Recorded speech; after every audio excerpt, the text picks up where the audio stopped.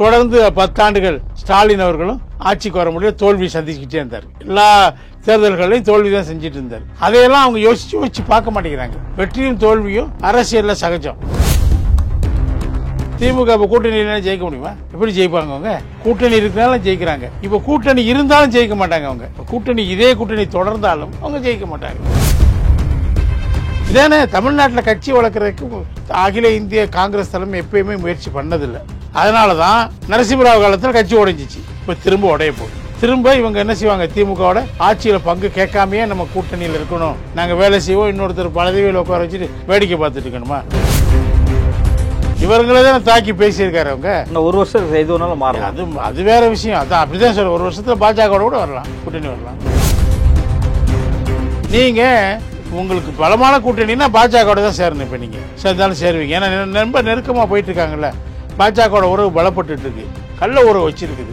அதிமுக வச்சிருந்துச்சுன்னு குற்றம் சொல்லிட்டு அதிமுக பாஜக வேலைக்கு ரொம்ப தூரம் போயிடுச்சு, பயணம் பண்ணிடுச்சு. இப்ப இவங்க என்ன செய்யறாங்கன்னா பாஜக பக்கமா போயிட்டு இருக்கிறாங்க. குஜராத் கலவரம் நடந்துச்சு, இஸ்லாமியர்கள் 2000 பேர் படுகொலை செய்யப்பட்டாங்களே, கண்டிக்க கூட தைரியம் இல்லையே கருணாநிதிக்கு. அன்னைக்கு தாத்தாவுக்கு அன்னைக்கு கண்டிக்க கூட தைரியம் இல்லையே. நீ சனாதன எதிர்ப்பு இப்ப நீ பேசுற.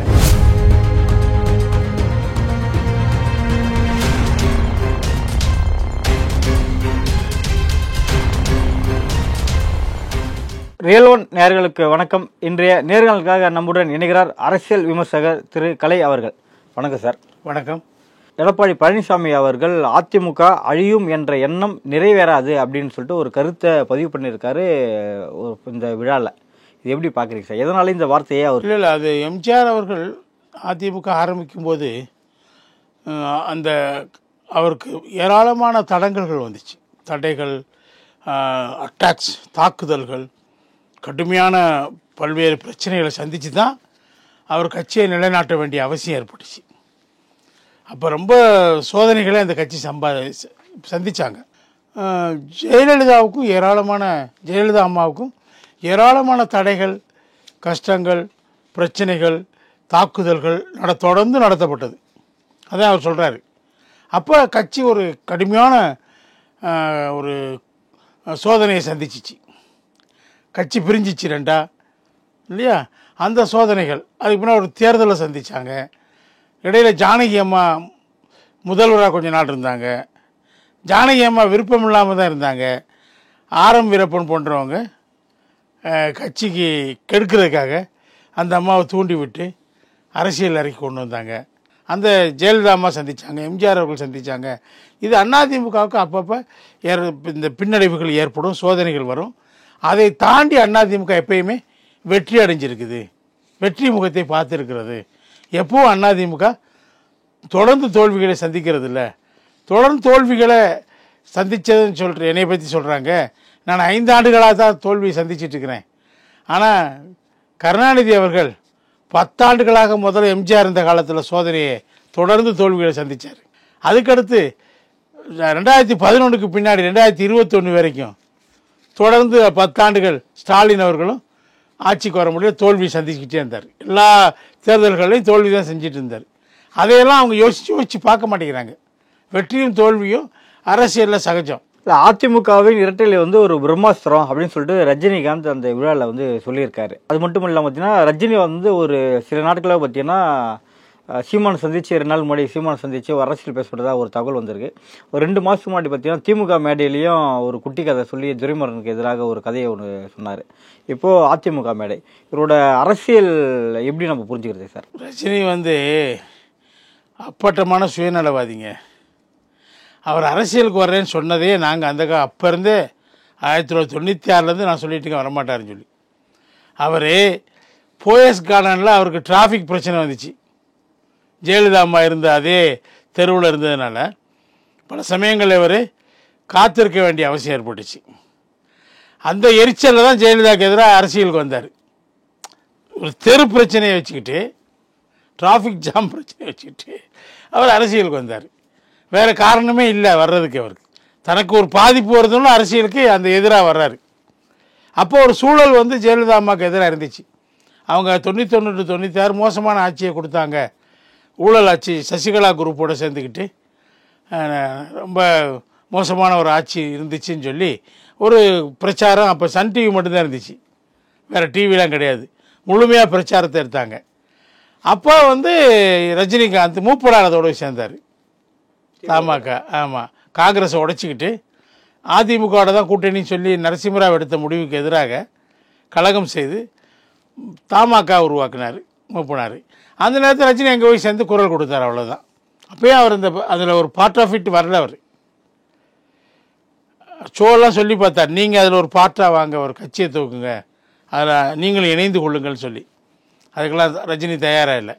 ரஜினி எப்போயுமே அரசியலுக்கு வந்தால் இப்போ சொல்கிறார், கடைசி என்ன சொல்லியிருக்காரு, நான் ஏன் வரலன்னா, நான் வந்தால் பலரும் ஆலோசனை சொன்னாங்க, நீ சம்பாரித்த காசெல்லாம் தொலைச்சிட்டு போயிடுவேன், வேறு எதுவும் கிடைக்காதீங்க, நிம்மதி இருக்காது, நிம்மதி இல்லாமல் போயிடுவேன், எல்லாத்தையும் தொலைச்சிட்டு நிம்மதி இல்லாமல் போய்டு, இப்போ நீ நிம்மதியாக வச்சு சம்பாதிச்ச காசை பத்திரமா வச்சுட்டு நிம்மதியாருன்னு சொல்லிட்டாங்க அப்படின்னு சொல்லி அவரே சொல்கிறாரு. அப்போ யாருக்கு எச்சரிக்கை கொடுக்குறாரு? விஜய்க்கு எச்சரிக்கை கொடுக்குறாரு. சம்பாரித்த காசு சம்பாரிச்சிட்டு இருக்கிறார் அவர். ஒரு படத்துக்கு ஏதோ 200 கோடிங்கிறாங்க, ரஜினிக்கே 100 கோடி தான் தர்றான் சன் பிக்சர்ஸ். இவன் 200 கோடிங்கிறாங்க. 200 கோடி வாங்கிட்டு வீட்டில் உட்காந்துட்டு இருக்க வேண்டி விட்டுட்டு நீ ஏன் இதில் போகிறேங்கிற மாதிரி தான் சொல்கிறாரு. சம்பாதிச்சாலும் விட போகிற நீ ஏன்? இந்த மாநாடு செலவு என்னாச்சு கணக்கு கேட்குறாங்க. மொத்தத்தையும் விஜய் தரையில் தான். வசூல் என்னாச்சு? ஒன்றும் ஆகலை. எல்லாம் கை வீசிட்டு வந்துட்டாங்க. எல்லாம் 8 லட்சம் பேர் 4 லட்சம் பேர் வந்துட்டாங்க. ஆனால் யாராவது காசில் பணத்தை கையில் ஒன்று வந்து கொடுத்தாங்களா? இந்த இவ்வளோ வச்சுக்கோங்க நீங்கள் செலவு செய்கிறதுக்குன்னு? ஒன்றும் கிடையாது. இவர் தரையில் தான் முடியும். அப்படி தான் நடக்கும். அதனால் இவர் ஒன்றும் பெருசாக ஒரு 6%, 5%, 6% கூட ஒரு வேலை வாங்க முடியாது. இன்னைக்கு நான் என்ன சொல்கிறேன், தமிழ்நாட்டில் அரசியலில் அதிமுக திமுக கூட்டணி தான் ஜெயிக்க முடியும். அவங்களே கூட்டணி இல்லாட்டி ஜெயிக்க முடியாது. திமுக இப்போ கூட்டணி இல்லாட்டி ஜெயிக்க முடியுமா? எப்படி ஜெயிப்பாங்க அவங்க? கூட்டணி இருக்கிறனாலும் ஜெயிக்கிறாங்க. இப்போ கூட்டணி இருந்தாலும் ஜெயிக்க மாட்டாங்க அவங்க. இப்போ கூட்டணி இதே கூட்டணி தொடர்ந்தாலும் அவங்க ஜெயிக்க மாட்டாங்க. ஏன்னா அந்தளவுக்கு மக்களுக்கு இவங்க மேலே அதிருப்தி வந்தாச்சு. இல்லை, இந்த அதிமுக விழாவில் ரஜினிகாந்தோட வீடியோ வரணும்னு என்ன அவசியம் இருக்குது சார்? எதனால் அந்த வாழ்த்து அவர் வந்து ஜானகி அம்மாவோட கொஞ்சம் நெருக்கமாக இருந்திருக்காரு. அந்த இரட்டை இலையை பயன்படுத்தி 2 குரூப் சண்டையை இப்பயும் மையப்படுத்தி தான் ஒரு கதை சொல்லியிருக்காரு. ஏற்கனவே ஜார்ஜ் அணி இருக்கும் போது இரட்டை இலை பிரச்சனை வந்திருக்கு. இப்பயும் அந்த இரட்டை இலையில் இப்போ 2 பிளவாக இருக்கிறதையும் பேசியிருக்காரு. இல்லை, 2 பிளவு இல்லை, இரட்டை இலை இப்போ ஒரு இன்னும் துண்டா இருக்கிறத சொல்லியிருக்காரு. இல்லை, அவங்க தனியாக வெளியேற்றப்பட்டவங்க வெளியே இருக்கிறாங்க, அவ்வளோதான். அவங்களுக்கு பின்னாடி யார் இருக்கா? ஒரு 4 பேர் இருந்தவங்க வெளியே போயிட்டான், ஒருங்கிணைப்பு குழுன்னு சொல்லிட்டு வெளியே போயிட்டாங்க. இப்போ அதுக்கு தனியாக தான் நிற்கிறார் அவர். ஓபிஎஸ் பின்னாடி யார் இருக்கா? சசிகலா பின்னாடி யார் இருக்காங்க? அவங்க எப்போயும் பொதுச் செயலாளர் சொல்லிகிட்டே இருக்கிறாங்க, அவ்வளோதான். ஒரு கல்யாண வீட்டில் ஒரு கிறுக்கன் நான் தான் மாப்பிள்ளைன்னு சொல்லிகிட்டே இருப்பான். ஒரு படத்தில் காட்டினாங்க. அது மாதிரி இந்த அம்மா நான் தான் பொதுச் செயலாளர் சொல்லிகிட்டே இருக்கிறாங்க. யார் இவங்களை பின்னாடி போகிறாங்க? குடும்ப கட்சிகளுக்கே என்ன பிரச்சனை? குடும்ப ஆட்சி, குடும்ப கட்சிகளுக்கு என்ன பிரச்சனைன்னா, அதில் இருக்கிறவங்கெல்லாம் ஒரு இன்வால்மெண்ட்டோடு இருக்க மாட்டாங்க. என்ன இருந்தாலும் அவங்க தானே வர போகிறாங்க. இப்போ காங்கிரஸ்காரன் என்ன சொல்கிறான், நம்ம என்ன தான் 67லேருந்து நம்ம எதிர்கட்சியாக தானே இருக்கிறோம், நம்ம ஆட்சிக்கு வர முடியுதா? 67 கோட்டை விட்டோம் ஆட்சியை. அது பின்னாடி நம்ம எப்போயுமே தமிழ்நாட்டில் ஆட்சிக்கு வர்ற அந்த முனைப்பே இல்லையே. இப்போயாவது அதிகாரத்தில் பங்கு கொடுத்தா தான் போகணும்னு சொல்லி அந்த கட்சிக்காரங்க பெரிய அளவுக்கு போராட்டம் நடத்திட்டு இருக்காங்க. அதனால் அவங்க ஒருவேளை அவங்க தலைமை வந்து நிச்சயமாக அவங்க இந்தியா கூட்டணி விட்டு வெளியே போக மாட்டாங்க. அதனால் இந்தியா கூட்டணியில் அவங்க எப்போயுமே மத்திய தலைமை, காங்கிரஸ் மத்திய தலைமை என்ன நினைக்குதுன்னா, இந்த தமிழ்நாட்டிலேருந்து எத்தனை எம்பி சீட்டு வரும் தான் கணக்கு போடுறாங்க. தமிழ்நாட்டில் எத்தனை எம்எல்ஏ சீட்டு வர பற்றி கவலைப்படுறதில்ல அவங்க. தமிழ்நாட்டில் ஆட்சியை பிடிக்கிறதுக்கான முயற்சி எதுவும் எடுக்கிறது இல்லை அவங்க. ஒன்று அதிமுக ரொம்ப நாள் அதிமுக சேருவாங்க, இல்லை திமுக சேருவாங்க. ஒரு எம்பி சீட்டு ஜாஸ்தியாக கொடுங்கம்பாங்க, எம்எல்ஏ சீட்டு பூரா தனியே எடுத்துக்கொண்டுருவாங்க. இதானே தமிழ்நாட்டில் கட்சி வளர்க்குறதுக்கு அகில இந்திய காங்கிரஸ் தலைமை எப்பயுமே முயற்சி பண்ணதில்லை. அதனால தான் நரசிம்மராவ் காலத்தில் கட்சி உடைஞ்சிச்சு, இப்போ திரும்ப உடைய போகுது. திரும்ப இவங்க என்ன செய்வாங்க, திமுகவோட ஆட்சியில் பங்கு கேட்காமையே நம்ம கூட்டணியில் இருக்கணும், ஏன்னா நமக்கு ராஜ்யசபா மத்தியில் நமக்கு சீட்டு வேணும், எம்பி சீட்டு வேணும், அவங்க தான் ஒரு 10 சீட்டு நமக்கு கொடுக்குறாங்க, அதை நம்ம விட்டுற முடியாது, இல்லாட்டி எதிர்கட்சி அந்தஸ்தே நமக்கு கிடைக்காது அப்படின்னு சொல்லி அவங்க என்ன பண்ணுறாங்க, இங்கே நீங்கள் சும்மா வேலை செய்யணும். அவங்க என்ன சொல்கிறாங்க, எத்தனை வருஷம் தான் சும்மா வேலை செஞ்சுட்டு நாங்கள் வேலை செய்வோம், இன்னொருத்தர் பதவியில் உட்கார வச்சுட்டு வேடிக்கை பார்த்துட்டு இருக்கணுமா? நான் ஏன் அரசியல் இருக்கணும் கேட்குறாங்க காங்கிரஸ்காரங்க. திமுக கூட்டணி உடையாதா அப்படின்னு சொல்லிட்டு எடப்பாடி வந்து துண்டு போட்டு காத்திருக்கார் அப்படின்னு சொல்லிட்டு உதயநிதி ஸ்டாலின் அவர்கள் சொல்லியிருக்காரு. அவருடைய எண்ணம் வந்து இப்போதைக்கு எப்பவுமே நடக்காது அப்படின்னும் சொல்லியிருக்காரு. எடப்பாடி அவர்கள் என்ன சொன்னார்னா, இல்லை இந்த திமுக அடிக்கடி வர விஷயம் திமுக கூட்டணி உடையுமான்ற வார்த்தை தான் அதிகமாக வந்துட்டு. காரணம் அங்கே உள்ள முரண்பாடுகள், தகராறுகள் அங்கே இருக்கிற உள் முரண்பாடுகள் வெளியே வருதில்ல. நீங்கள் முருகனுக்கு காவடி எடுத்தீங்க பழனியில், என்ன சொன்னாங்க விடுதலை சிறுத்தைகளும் மார்க்சிஸ்ட் கம்யூனிஸ்ட் கட்சியும் என்ன சொன்னாங்க, உங்கள் கூட்டணியில் தானே இருக்கிறாங்க, நீங்கள் மதச்சார்பின்மை கோட்பாட்டிலேருந்து விலகி போகிறீங்கன்னு சொல்லி குற்றம் சுமத்துனாங்க இல்லையா. இப்போ கூட அந்த கூட்டணி பேர் மதச்சார்பற்ற கூட்டணி தான். அப்படி இருக்கும்போது நீங்கள் மதச்சார்பற்ற அந்த தன்மையிலேருந்து நீங்கள் விலகி போகிறீங்க, கொள்கையிலேருந்து விலகி போகிறீங்கன்னு சொன்னாங்கல்ல இல்லையா. நீங்கள் கந்த சஷ்டி கவசத்தை கல்லூரிகள்லையும் பள்ளிகள்லையும் போட்டி பாடலாக வைக்கணும்னு சொல்கிறீங்க, தீர்மானம் நிறைவேற்றுறீங்க. அதை தீகா ரொம்ப கடுமையாக கண்டிக்கிறாங்க. உங்களுடைய பிதாமகன் அவங்க தான், தாய் கழகம் தானே, அவங்க கடுமையாக கண்டிக்கிறாங்க. இப்போ இந்த முரண்பாடுகள் அங்கே வருது. ஆட்சியில் அதிகாரம் கேட்குறாங்க, விசிகா வெளிப்படையாக கேட்டாங்க. இன்றைக்கும் ஆதவர்ஜின்னு கேட்டுகிட்டே இருக்கிறாரு. திருமாவளவன் இல்லைன்னு சொல்லிகிட்டே இருக்கிறாரு. ஆனால் அவருடைய மனசாட்சியான ஆதவர்ஜின்னு என்ன தனியாக ஆட்சியில் பங்கு பண்ணி போன வாரம் கூட பேட்டி கொடுத்துருக்காரு. சீமான் இது திருமாவளவன் நினச்சா அதை நிறுத்த முடியாது, அவர் பேசுகிறத அதை அலோவ் பண்ணுறாரு. அப்போ என்ன அர்த்தம், 2 அஜெண்டா உங்கள்கிட்ட இருக்குது. ஒன்று ஆட்சியில் பங்கு கேட்கணும், இல்லாட்டி கூட போயிடலாம், நம்ம ஒரு 10 எம்எல்ஏ வர்றது ஏன் கெடுத்துக்கணும்னு ஒரு கூட்டமும், எம்எல்ஏ பெருசு இல்லை நமக்கு ஆட்சியில் அதிகாரம் வேணுங்கிறது தான் பெருசுன்னு இன்னொரு கூட்டமும் அங்கே 2 பிரிவுகளாக பிரிஞ்சு கிடக்குறாங்க. அதை வெளிப்படுத்த வேண்டிய அவசியம் அவங்களுக்கு வருது. அப்போ உங்களோட மோதுறாங்க, பிறகு சமரசம் பண்ணிக்கிறாங்க, திரும்ப மோதுறாங்க. இந்த சச்சரவுகள் வந்துட்டே இருக்கா இல்லையா. ஆனால் உதயநிதி அவர்கள் என்ன சொல்றாருன்னா, கூட்டணி வந்து உடையாது, நாங்கள் பலமாக தான் இருக்கோம் அப்படின்னு சொல்லியிருக்காரு. சொல்லுங்க. ஆனால் 2026 திமுக கூட்டணி இன்னும் பலமான கூட்டணியை அமைக்கும் அப்படின்னு சொல்லியிருக்காரு. அப்போ யாரை பாஜக சேர்த்துருவாங்களோ என்னமோ ஒருவேளை. இன்னும் பலமான ஒரு அதான் இனிமேல் யார் இருக்கா, பாஜக இருக்குது. ஏன் விஜய் இருக்கலாம், பாமக இருக்கலாம். விஜய் தான் இவங்களோட சேரவே மாட்டேன்ட்டாரு. இவங்கள தானே தேர்தல் அரசியல் எதிரின்ட்டாரு, அவங்கள தத்துவார்த்த எதிரின்ட்டாரு. இவங்களே தானே தாக்கி பேசியிருக்காரு. அவங்க இன்னும் 1 வருஷம் இது ஒன்றாலும் மாறலாம், அது வேற விஷயம். அதான் அப்படிதான் சொல்ற, 1 வருஷத்துல பாஜக கூட வரலாம், கூட்டணி வரலாம். விருதுநகர் சிறுத்தை இருந்தால் பாமக வர முடியாதுல்ல. ஆனால் 2011 எல்லாமே ஒரே இடத்துல தானே இருந்தாங்க. அப்போ அதுக்கு பின்னாடி அப்போ வந்து ஒற்றுமை இருந்துச்சு அவங்களுக்குள்ள. அது பின்னாடி ஆனால் பெருசாக ஜெயிக்கலையே சார். இல்லை ஜெயிக்க முடியாது தெரிஞ்சு போச்சு அவங்களுக்கு. அதனால ஒன்றும் ஒரே இடத்துல இருக்க மாட்டாங்க. இந்த 2 வாள்களும் ஒரே உரையில் இருக்க முடியாது. அதுதான் அரசியல் யதார்த்தம் தமிழ்நாட்டில். ஏன்னா ஒவ்வொரு கிராமத்துலேயும் வன்னியர் பெல்ட்டில் வன்னியர்களால் இவங்க தலித் மக்கள் படும் தாக்குதலுக்கு உட்படுத்தப்படுறாங்க, கடுமையான அடக்குமுறைக்கு உட்படுத்தப்படுறாங்க. அவங்க எப்படிங்க நீங்கள் அங்கே கூட்டணி சேர்ந்தால் ஒத்துக்கிற மாட்டாங்க. அது விடுதலை சிறுத்தைகளுக்கு தெரியும். ஒரு கட்டத்தில் 2 பேரும் சேர்ந்து அரசியல் பண்ண பார்த்தாங்க, பண்ணாங்களா இல்லையா. தலித்து எழுமலை இவங்களெல்லாம் மத்திய அமைச்சராக்குனாரே ராமதாஸ். ஆனால் அதுக்கு பின்னாடி சண்டையாகி சமுதாய கூட்டணின்னு ஒன்று அமைக்க பார்த்தாரு. யாருக்கு எதிராக, தலித்துகளுக்கு எதிராக.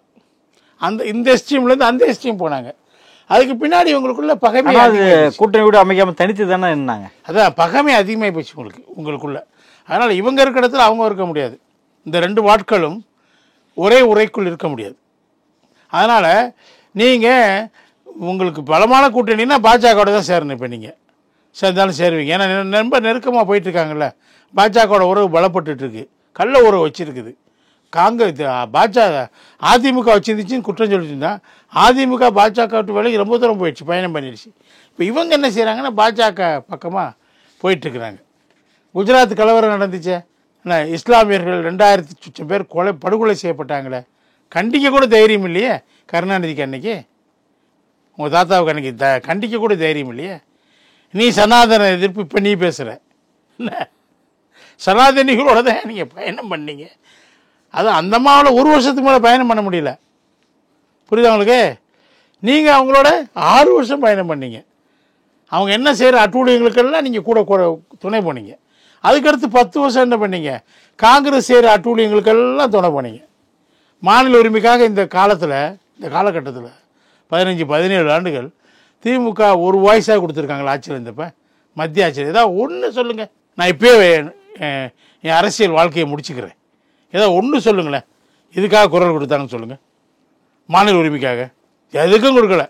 திமுக அதிமுக கட்சி வந்து பெரிய கட்சிகளாக இருந்தாலும் கூட கூட்டணின்னு வந்தால் தான் இவங்களால தேர்தலில் ஜெயிக்க முடியும் அப்படின்னு சொல்லிட்டு மார்க்சிஸ்ட் கம்யூனிஸ்டோட மாநில செயலாளர் கே பாலகிருஷ்ணன் அவர்கள் சொல்லியிருக்காரு.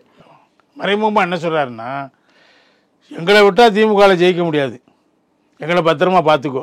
இல்லை திமுக இங்கே விசிகாவே பார்க்காதீங்க எங்களையும் கவனிக்கின்றாரா? இல்லை, எங்கள் கூட்டணி கட்சிகள் எல்லாத்தையும் சேர்த்துன்னு சொல்கிறார், அவர் தனக்காக மட்டும் சொல்லலை. இல்லை இல்லைன்னா கூட திமுகவில் இந்த இடத்துலனோட எங்களை அதிமுக இருக்குது அப்படின்னு கூட எடுத்து வச்சுக்கலாம்.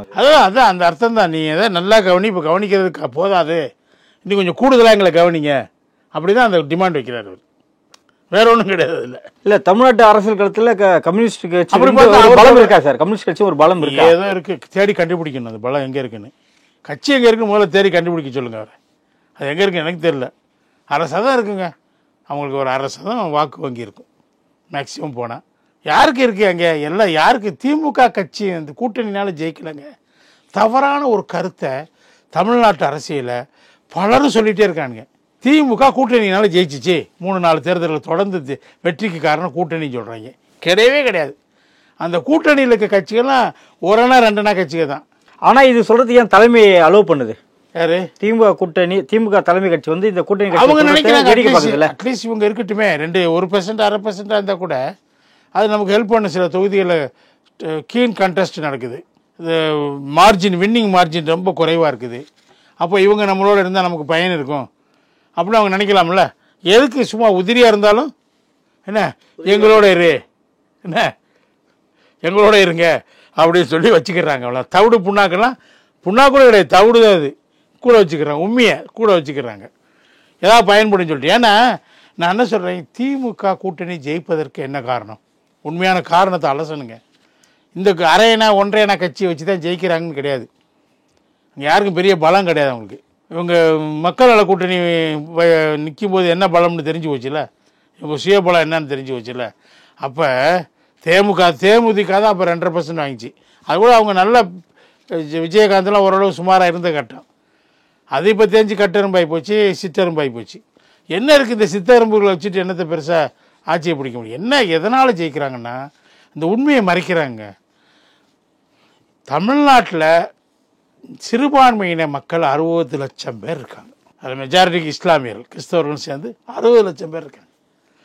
இந்த 60 லட்சம் பேரில் ஒரு 40 லட்சம் பேர் வாக்களிக்க வந்திருப்பாங்களா இல்லையா? வந்திருப்பாங்களா? பொதுவாக அந்த அளவுக்கு அந்த 60% வாக்கு போடுறாங்கல்ல இல்லையா? 60-65%, 65%னா 40 லட்சம், 40 லட்சம் பேர் 60% வச்சு 36 லட்சம் மக்கள் வந்து வாக்களிக்க வர்றாங்க. அதாவது சிறுபான்மை மக்கள் வாக்களிக்கிறாங்க ஒவ்வொரு தேர்தலையும். இந்த 40 லட்சம் ஓட்டு யாருக்கு போகுது? இவ்வளவு நாளும் சிறுபான்மை வாக்குகள் மொத்தமும் திமுக போச்சு, கூட்டணிக்கு போச்சு. வாக்கு எண்ணிக்கை ஆரம்பிக்கிறாங்க, ஒவ்வொரு தேர்தல் முடிஞ்சிருச்சு, வாக்கு எண்ணிக்கை ஆரம்பிக்கிறாங்க. ஆரம்பிக்கும் போதே திமுக 40 லட்சம் வாக்குகள் ப்ளஸில் இருக்காங்க. அதிமுக என்ன பண்ணணும்? இந்த 40 லட்சத்தை முதல்ல கேட்சப் பண்ணணும். பண்ண பிறகு லீடு காட்டணும். It is an அப்ஹில் task for any party. எந்த கட்சிக்குமே அது பெரிய கஷ்டமான ஒரு காரியம் தானே. 40 லட்சம் அவங்க இருக்கிறத அதை கேட்சப் பண்ணணும், இவங்க வாக்கு அதிகமாக வாங்கி அதுக்கடுத்து லீடு கொடுக்கணும். இதனால தான் ஜெயிச்சிட்டு இருக்காங்க இவங்க. இந்த 40 லட்சம் வாக்கு அவங்க போயிட்டு இருந்துச்சு, அதனால தான் திமுக கூட்டணி ஜெயிச்சிட்டு இருக்குது. இல்லை கே பாலகிருஷ்ணன் இன்னொரு விஷயத்தையும் பதிவு பண்ணியிருக்காரு. கூட்டணி ஆட்சின்றது வந்து 2 மந்திரி சீட்டுகளை வாங்குறது மட்டும் கிடையாது. ஸோ நம்ம என்னென்ன திட்டங்களை மக்களுக்கு கொடுக்குறோன்றது ஜெயிச்சதுக்கப்புறமும் நம்ம அந்த கட்சிக்கிட்ட வாங்கி தரணும், அதுதான் இங்கே கூட்டணி ஆட்சி, எங்களை பொறுத்த வரைக்கும் இப்படி தான் அப்படின்ற மாதிரி சொல்லியிருக்காரு. நேரடியாக விசியை அட்டாக் பண்ணுற மாதிரி இல்லை சார் இது. ஆமாம், அந்த கூட்டணியில் பங்கு கேட்குறது 2 மந்திரி வேணுங்கிறது அதெல்லாம் சரியில்லைன்னு சொன்னால் அப்போ விசிகா தானே அதை கேட்குது. காங்கிரஸில் பெரும்பகுதி கேட்குறாங்க, அவங்கள அட்டாக் பண்ணுறாரு, 2 பேரையும் அட்டாக் பண்ணுறாரு, காங்கிரஸில் இருக்க நிர்வாகிகளையும் அந்த கூட்டணியில் பங்கு கேட்கல. திமுகவுக்கு இப்படி ஒரு சமிக்கை கூட சொல்ல சார், இவங்க போனாலும் நாங்கள் கூட்டணியில் ஆட்சி நாங்கள் உள்ளே இருக்கிறோம், நாங்கள் அதெல்லாம் கேட்க மாட்டோம், எங்களுக்கு 10 கோடி கொடுத்தா போதும், அது 10 கோடியே 20 கோடியாக கொடுத்தீங்கன்னா நல்லது, போன வாட்டி 10 கோடி கொடுத்தீங்க, இந்த வாட்டி ஒரு 20 கோடியாக கொடுத்தீங்கன்னா போதும், நாங்கள் உங்களோட இருக்கிறோம், நாங்கள் மந்திரி பதவியெல்லாம் கேட்க மாட்டோம், அப்படி தான் சொல்கிறாரு. ஓப்பனாக அதுதான், வேறு என்ன இருக்குது அதில்? அதில் தெளிவு இருக்கா பாருங்க. நாங்கள் கூட்டணியில் ஆட்சியில் பங்கு கேட்க மாட்டோம்னு சொன்னாரா? சொல்லலையே. நாங்கள் எங்களுக்கு மந்திரி வேணாம் என்ன, ஆனால் நாங்கள் வந்து கூட்டணியில் இருப்போம், கொள்கைக்காக கூட்டணியில் இருப்போம். என்ன கொள்கை? நரேந்திர மோடியை கீழே இறக்கணும். அதான கொள்கை. ஃபாசிஸ்ட் ஆட்சிக்கு முடிவு கொண்டு வரணும். இதே கம்யூனிஸ்ட் மார்க்சிஸ்ட் கம்யூனிஸ்ட் கட்சி 75 என்ன சொன்னாங்க? இந்திரா காந்தி ஃபாசிசம்னாங்க. என்ன சர்வாதிகாரி இந்திரா காந்தி. இந்த ஒரு நபர் சர்வாதிகாரம் என்பது ஒரு கட்சி சர்வாதிகாரமாக மாறும் அப்படின்னு இவங்க பெரிய லாஜிக்கெல்லாம் பேசுனாங்க. அந்த ஃபாசிசம் சேலை கட்டிய ஹிட்லர்னு சொல்லி யார் சொன்னது? திமுக சொன்னாங்க. இப்போ வேட்டி கட்டிய ஹிட்லரோடு சேர்ந்துக்கிட்டாங்க. இப்போ சேலை கட்டிய ஹிட்லர் சோனியா காந்தி இருக்காங்க. இருந்தாலும் இப்போ மெயினாக யார் பேண்ட் போட்ட இவர் நம்ம ராகுல் காந்தியோடு சேர்ந்துக்கிட்டாங்க, ஹிட்லரோடு சேர்ந்துக்கிட்டாங்க, அரவணைச்சிக்கிட்டாங்க. வேறு என்ன வித்தியாசம் இருக்குது? நடப்பு அரசியல் குறித்து பல்வேறு கருத்தில் இப்போ இந்த மிக்க நன்றி. நன்றி.